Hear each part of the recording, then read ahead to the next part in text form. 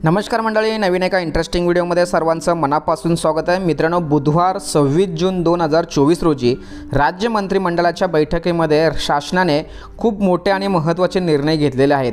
या व्हिडिओमध्ये आपण राज्य मंत्रिमंडळामध्ये कोणकोणते निर्णय घेण्यात आले हे सविस्तरपणे पाहणार आहोत।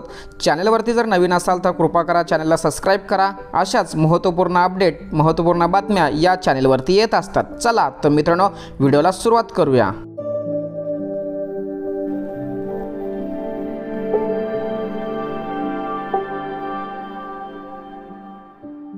राज्यातील सर्वच नागरिकांसाठी ही बातमी अतिशय महत्त्वाची आहे, कारण राज्य मंत्रिमंडळाच्या बैठकीमध्ये म्हणजे बुधवार 26 जून 2024 रोजी सर्वात महत्त्वाचा आणि उपयुक्त असा निर्णय घेण्यात आला। त्यामध्ये पहिला निर्णय असा, विधवा महिलांना वारसा प्रमाणपत्रासाठी आता 75,000 रुपयांऐवजी आता 10,000 रुपये शुल्क आकारण्यात येणार आहे। म्हणजे ज्या विधवा महिला असतात त्यांची जागा आपल्या वारसांवरती जर करायची असेल तर त्यांना 75,000 रुपये मोजावा लागत होते, आता हे 10,000 रुपयामध्ये ते काम पूर्ण होणार आहे।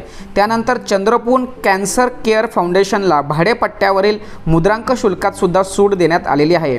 विरार ते अलिबाग मल्टीमोडल कॉरिडॉरच्या भूसंपादनासाठी हुडकोकडून 22,250 कोटी रुपये कर्जास मान्यता देण्यात आलेली आहे।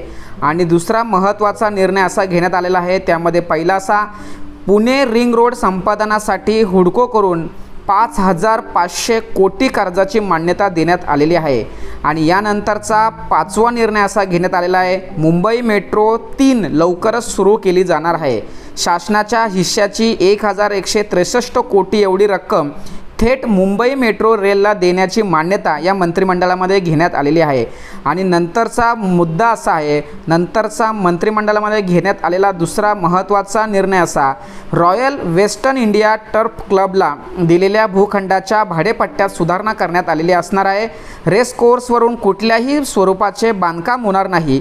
महालक्ष्मी रेस कोर्स येथे आंतरराष्ट्रीय दर्जाचे सेंट्रल पब्लिक पार्क हा महत्त्वाकांक्षी प्रकल्प उभारण्यात येणार। या संदर्भात सर्वात महत्त्वाचा निर्णय घेण्यात आलेला आहे। आणि शेवटचा निर्णय असा, मुख्यमंत्री ग्राम सडक योजनेतून 3,909 किलोमीटर लांबीच्या रस्त्यांची दर्जोन्नती करण्यासाठी $310 मिलियन कर्जासाठी मान्यता देण्यात आलेली आहे।